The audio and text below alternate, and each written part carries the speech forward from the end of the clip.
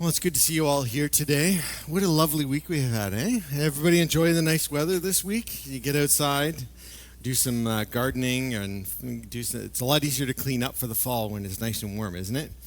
Maybe it's a little harder, actually, because you don't actually want to do any of that. You just want to keep enjoying it, go out on the river, go golfing, or anything like that. I went golfing on Friday. It was not good, but I had fun. I had fun. I still haven't figured out how to drive the ball, but it was a fun time. We're in the middle of not in the middle, but we just started our Heartstrong Season 4. And maybe a show of hands, if you go online at either in the morning or in the evening or later, show us who is going on Heartstrong right now. Look at all those hands. All right, so the rest of you all, this is your invitation to try Heartstrong, either at 6 o'clock in the morning, 8 o'clock at night, or you can watch on YouTube or listen to the podcast. And what it is, we break down the scriptures that we read together as a congregation. We're going through the whole Bible over 3 years. And we're in Numbers right now, and so we're working our way through Numbers, and we go through chapter by chapter each day. And think of it as devotion meets teaching, a deeper understanding of God's Word and how to apply it to our lives. And so we do that again every morning, Monday to Thursday, and then Friday to Sunday you read in devotion on your own. And you may wonder, why do we do it Friday to Sunday on your own? Well, it's because we all need to learn how to do this ourselves, right? You can't just rely on somebody else to do the devotional work for you, to dig into God's Word and figure out how to apply it to your life. You need to be able to grow in your ability to do that yourself. And so for 4 days, we do that together, and then the last couple of days, you read and learn and grow on your own. You see how they're doing it, and you can start finding ways to do that yourself. So we encourage you, just try.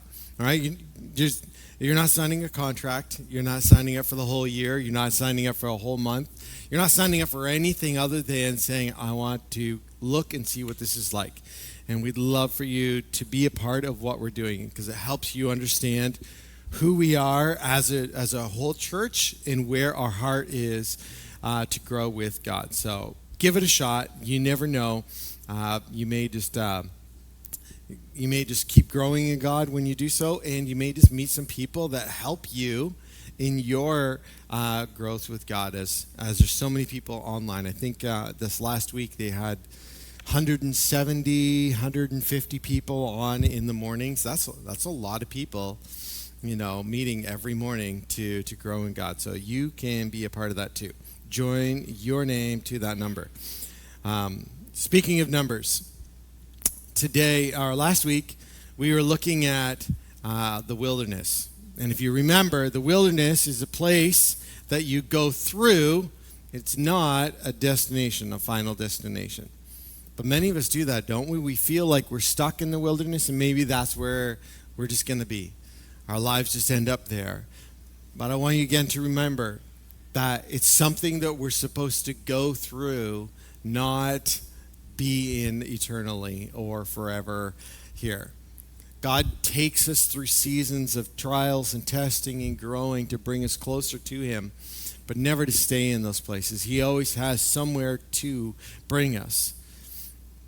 And today in Numbers, we find ourselves in the storyline of Israel at a turning point. They've been in that wilderness now for just over 2 years since leaving Egypt. They've made their way to Mount Sinai and camped there where they've received a law, Moses going up on the mountain twice and coming down. They've built a tabernacle, and now they're heading out towards the promised land. It's been touch and go for them for a little bit in that bit. If you've been reading along with us, they've been doing some crazy things and having some silly ideas of ways they should be doing things. But a couple tough moments, but now they're on their way. And yet, even though they're on their way, All right, and if you've read through that section of Numbers this week, or you've been peeking ahead at what we're reading, you know that they go out with trumpets blaring and blasting and the Ark of the Covenant in front of them.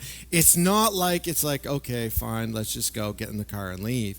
It's a big ordeal, right? And we're doing this right. The right people are leading, and we're going to do this well. And it's like, look, we're on the move.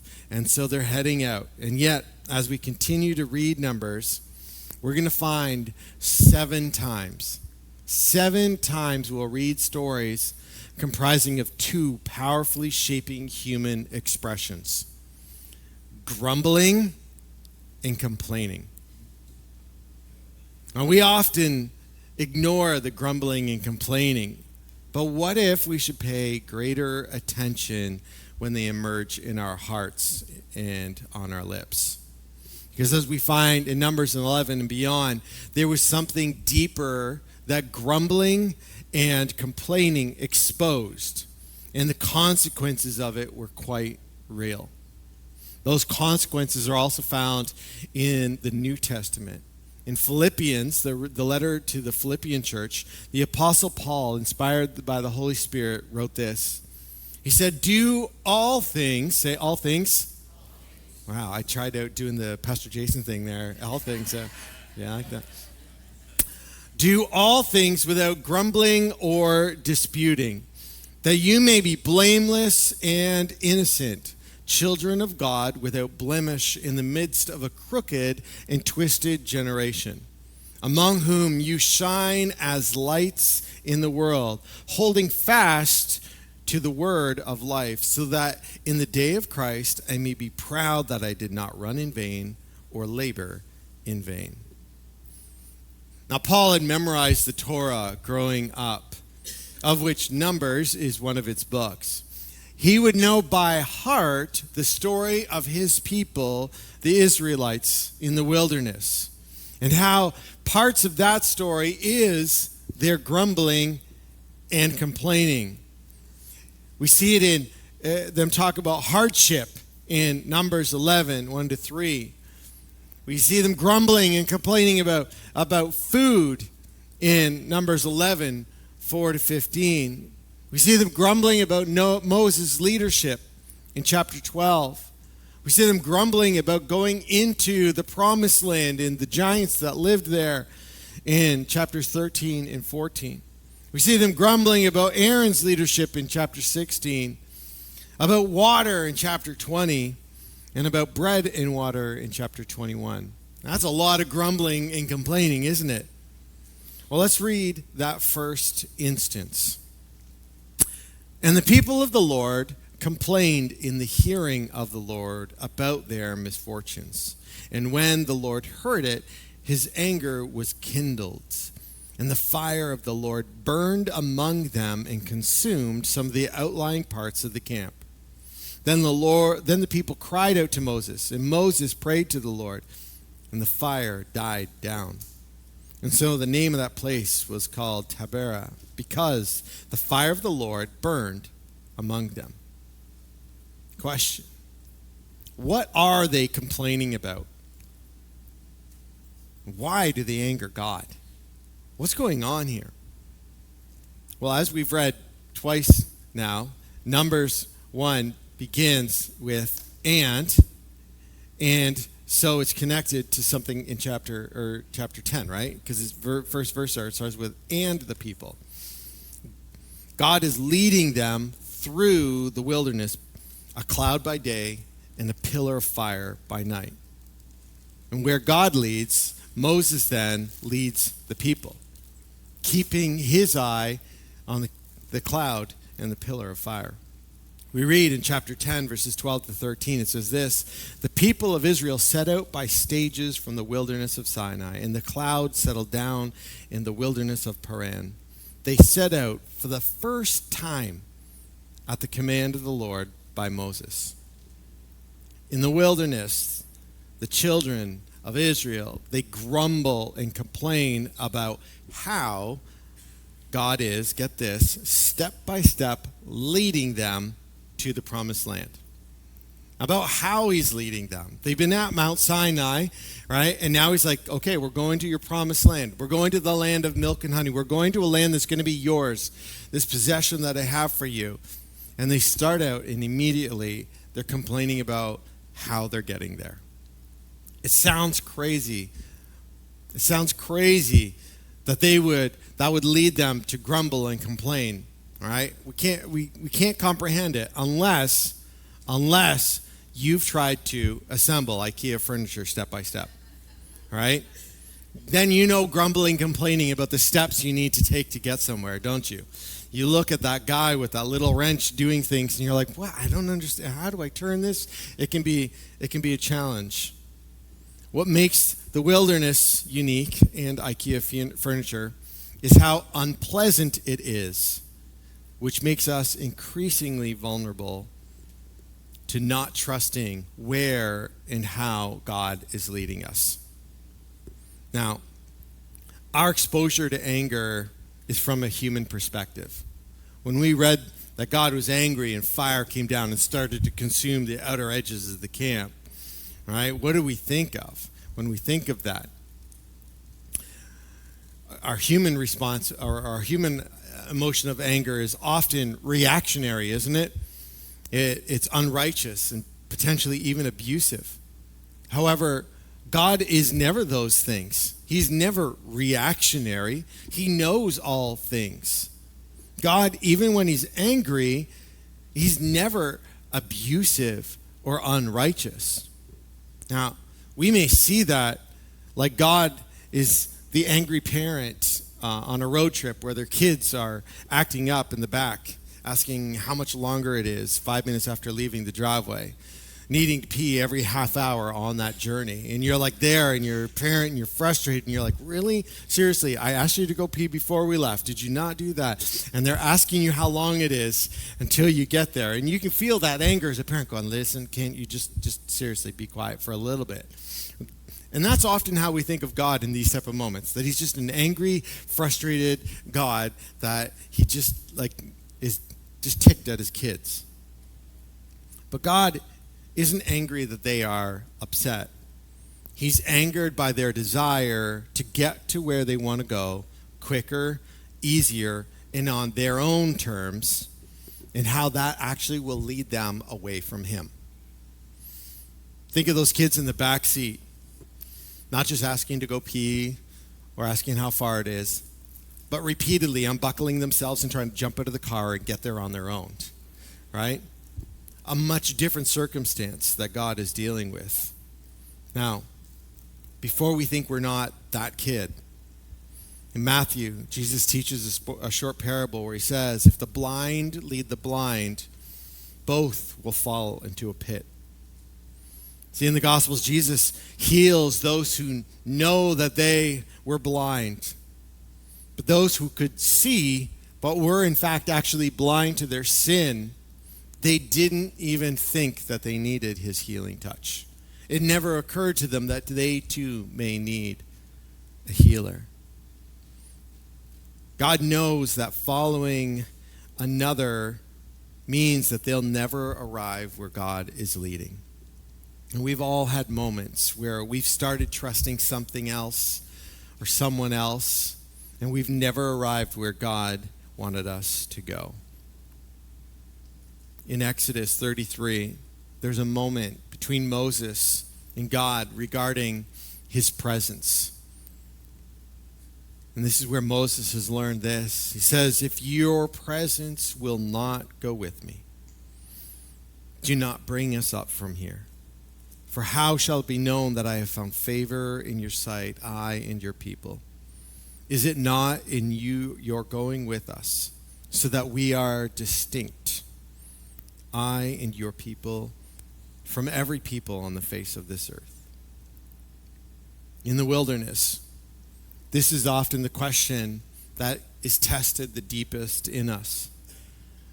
Is God's presence in our lives what defines us? Is God's presence in our lives what defines us from the world around us? What do we desire most? Because what we follow, what we desire, is what forms us. Do we desire God's presence no matter our circumstances, or better circumstances, even if it means we leave God's presence? Now, our quick answer to that may be, oh yeah, definitely God's presence. But if we paused and we go, what do my actions show? What do my actions show what I believe about that? Do I desire God's presence, or do I desire better circumstances, even if it means I have to leave God's presence? That's tough, isn't it? That's tough. When you think about it, even in the small ways, I don't want you to hear direct rebellion in opposition to God where you're like, God, I don't believe in you anymore. I'm turning my back on you and I'm going the other way. I don't want you to hear that. I want you to hear, like Israel, you're walking to the promised land, but in the midst of it, you're like, I really don't like this path. I don't really like this way. This way is too much wilderness. It's not enough of the finer luxuries. There's not enough palm trees and coconuts and beaches along the way for my liking. So I think I might want to find a detour that takes me along those paths. You still want to get to a certain destination, but you don't want to go the way that God wants to bring you. What do we desire most? The better circumstances or God's presence? God's way or my way? God's leading or my leading? God's word or my word? If we pause just to ask this, what areas of my life, of your life, are you choosing your way, your leading, or your word? Think of it. In your health, do you choose your way or God's way? Is your body the temple of the Holy Spirit? Do you honor God with your body in all things? In your finances, does God have complete control over what your finances look like? In your relationships, who leads you and what relationships you enter into and where you put boundaries in relationships? In your pleasure and / entertainment, who leads you in those things? Your generosity towards others, your service towards others, who leads you in these things? And again, maybe it's not that we've gone our own way completely, but that you follow grumbling and complaining, dragging your feet. You may go, God, fine, I'll go this way. But you're that kid who drags his feet all the way there, the one who flops on the couch and isn't wanting to go there, the one that's tired 2 seconds into it. Oh, I'm so tired, I don't want to. You're that kid. Have you? I know I've been that kid with God. Have you been that kid with God? I know I can't be alone today, can I? You've been like that place where you may go, but you go kicking and screaming. And yes, that's a great step. That's a great step to say, yes, I'm going, but I'm going kicking and screaming. But there's a whole other level that we can go in. We can go in complete submission to God. We can go in complete submission to God and go, God, I don't know where this leads. I don't know how this gets us there. This looks like complete desert and wilderness. This looks like a wasteland. I don't know how it brings me to where you want to go, but I'm going to walk in your ways. I'm going to walk in your ways. Depending on where one might live, a hurricane warning, even though I think one is just come to the States in the south there, or a tornado siren, that may be the alarm needed that could save a life by seconds. Getting that alarm early enough may save a life. And throughout the Bible, and I know this may sound a little blunt, but the grumbling and complainings are the sounds of humans. It's the sounds humans make as they prepare to wander. They prepare to rebel. They prepare to follow another. That grumbling and discontentment inside them, even if they're still dragging their feet following, they're grumbling and they're complaining, and it causes us to do what? To look around, to find an easier path, to find another direction that maybe doesn't feel as hard and as tough as the one we're on, which is in effect wandering, rebelling, and following another. So maybe today can be that warning from what grumbling and complaining may lead you to. From Genesis to Deuteronomy, God's anger, as outlined by Tim Mackey of the Bible Project, is this: that God is slow to anger, which means that he will put up with people's betrayal for much longer than is reasonable, and always accepts people who turn to him with soft hearts and genuine humility, no matter what they've done. How many know that's true in your life, right? Also, God's anger is just as measured if his people turn from him, as the most consistent response to God's anger is to give people what they have chosen, even if it leads to self-destruction. So let's reread some of the scriptures from Numbers and understand the clear difference between human and God's anger, and see if you hear it differently than when we read it a few moments ago. And the people complained in the hearing of the Lord about their misfortunes. And when the Lord heard it, his anger was kindled, and the fire of the Lord burned amongst them. And it consumed some outlying parts of the camp. Then the people cried out to Moses, and Moses prayed to the Lord, and the fire died down. So the name of that place was called Taberah, because the fire of the Lord burned among them. Do you see an impatient or loving God warning them how their feet are on the path that leads them to wander? Notice how God's anger doesn't harm them, but gives a boundary. Now let's look at the next instance of grumbling. And we don't need to go far because it's the very next verse. Now, the rabble that was among them had a strong craving, and the people of Israel also wept again and said, "Oh, that we had meat to eat.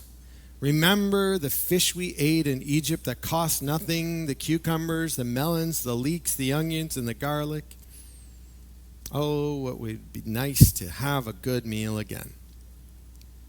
When in the wilderness, the company we keep and the voices we listen to, it has significant impact on us. The desires of our hearts can betray us. Those rabble that were with them, those of lower character, those who were not of the people of Israel, those who were in Egypt, maybe other slaves, maybe even some Egyptians that had come with the people of Israel leaving Egypt, they began to complain. They influenced the Israelites to also complain. And each of us can attest to moments when we've had people who have either helped us not complain and grumble versus others who have helped us sink into discontentment, offense, and bitterness. Surrounding ourselves with people who seek God's presence while in a wilderness or trial can make all the difference in how we respond. Paul would tell us this. He would say, "Do not be deceived. Bad company ruins good morals." Echoing what the Proverbs say, where it says, "Make no friendship with a man given to anger, nor with a wrathful man, lest you learn his ways and entangle yourself in a snare." Question for us is, who do you walk with when you face challenges, trials, and wilderness moments? Who do you turn to in those moments? Do you turn to people that will listen to your complaining and feed that in you? Or do you turn to people who will help squelch that in you? Beyond dealing with the grumbling of rabble-rousers, God has to deal with the grumbling from leadership amongst the Israelites. It says in Numbers 12, 1-2, Miriam and Aaron spoke against Moses because of the Cushite woman that he had married. For he had married a Cushite woman, meaning he had married somebody outside of the tribe of Israel. And so they were upset that he had married a foreigner. And they said, "Has the Lord indeed spoken only through Moses? Has he not also spoken through us?" And the Lord heard it. Moses, his brother and his sister, that's who Aaron and Miriam are. His brother and his sister, they were grumbling and complaining, speaking negatively against him, trying to elevate their position by lowering his. Their trust wasn't in Moses and his ability to lead, or God's ability to lead Moses.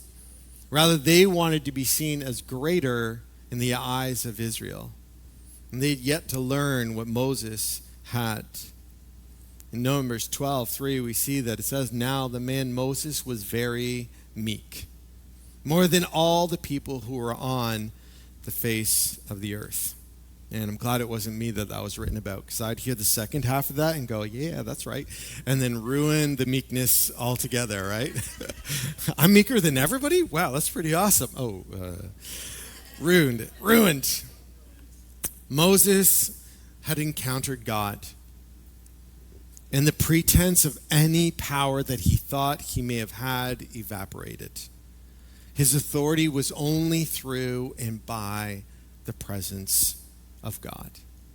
And his submission to God gave him the platform to be used by God. Moses is something that theologians would call a type of Christ, a shadow of what was and is to come, Jesus Christ, the Son of God. How Moses' life, the things that he did, were a foreshadowing of what Jesus would do. The very reason Paul in Philippians would call us to do things without grumbling and complaining was because of who Christ was, of how Christ had set the example of meekness like Moses had. Earlier in that chapter of what we read about grumbling, complaining, the Apostle Paul says this, "Who though he was in the form of God, did not account equality with God a thing to be grasped, but emptied himself by taking the form of a servant. Being born in the likeness of men and being found in human form, he humbled himself by becoming obedient to the point of death, even death on a cross." Having the fullness of God, yet not using it in deference to his Father. See, meekness is having humility towards God and towards others. It's having the right or the power to do something, but refraining for the benefit of someone else. What power or rights do we try to exert over others rather than refraining to benefit them? What power do we try to exert over God for our gain rather than humbling ourselves before him? Do all things without grumbling or disputing, that you may be blameless and innocent children of God, without blemish in the midst of a crooked and twisted generation, among whom you shine as lights in the world, holding fast to the word of life, so that in the day of Christ I may be proud that I did not run in vain or labor in vain. Do you see the picture that Paul paints for the Philippians more clearly now? Blameless and innocent amid a crooked and twisted generation. Blameless and innocent in the midst of a crooked and twisted generation. A crooked is the opposite of a path that is straight. And we could see sin behavior as being crooked. And we see Isaiah saying that God wants to do something. He says, "I will go before you and make the crooked places straight." So we need to pay attention to how we grumble and complain, because it can reveal the deeper things in our hearts. It can reveal the things that we are trusting instead of God in our lives. What we need is God's presence. What we need is to have a heart that says, God, if your presence does not go with us, if your presence does not go with us, don't move us from this place.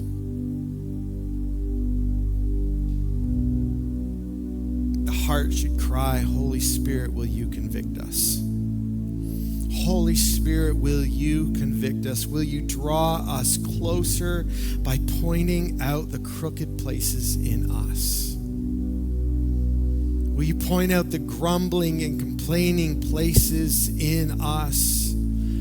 Point to where our trust is in something less than you.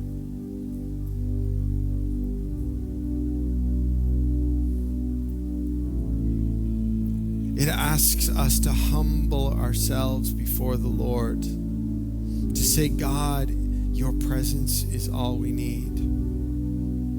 God, will you go before us?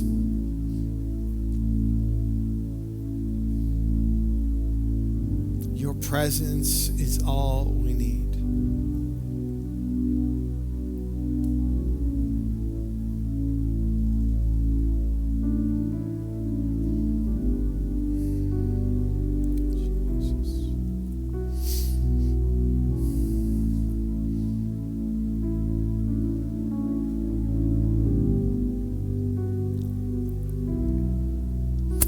Before we move farther into the service at all, let's just take a moment just to pause, to reflect on this,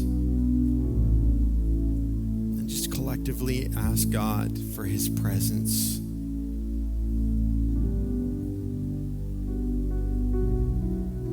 Let this be a moment of just reconciling with God where we've failed to follow him, failed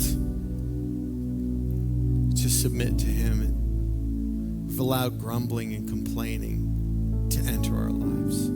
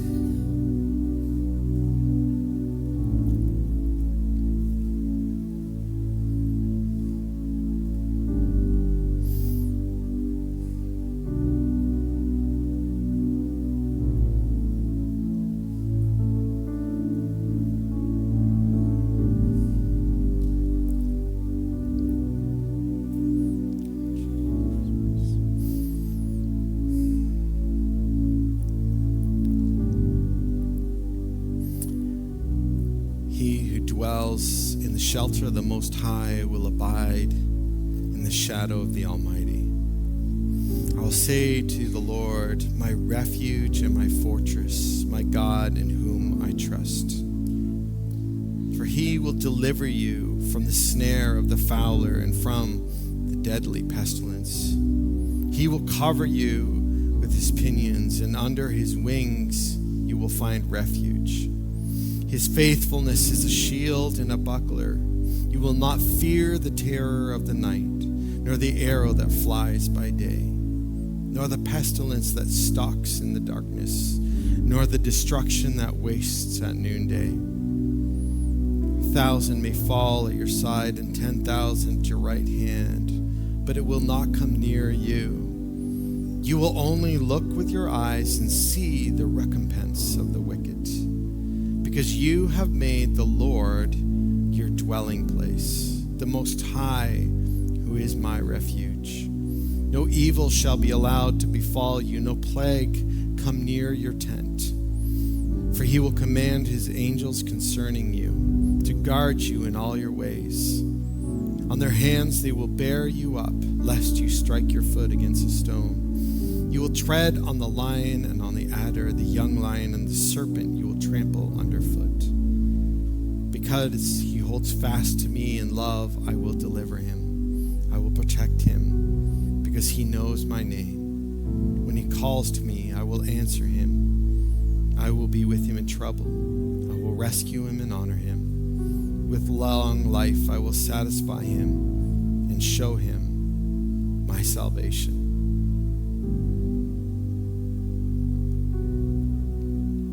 This is what God has for us. Not grumbling, not complaining, not strife and not hardship, but in the midst of everything that comes our way, that he is our refuge, that he carries us through it, that he lifts us up when we need it. His faithfulness is the shield that we hold, not discontent, not anger towards him, not anger about our circumstances. We hold on to him. His presence is what we need. His presence is what we need.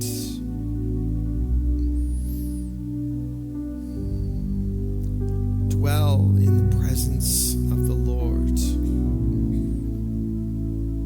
Make him your refuge.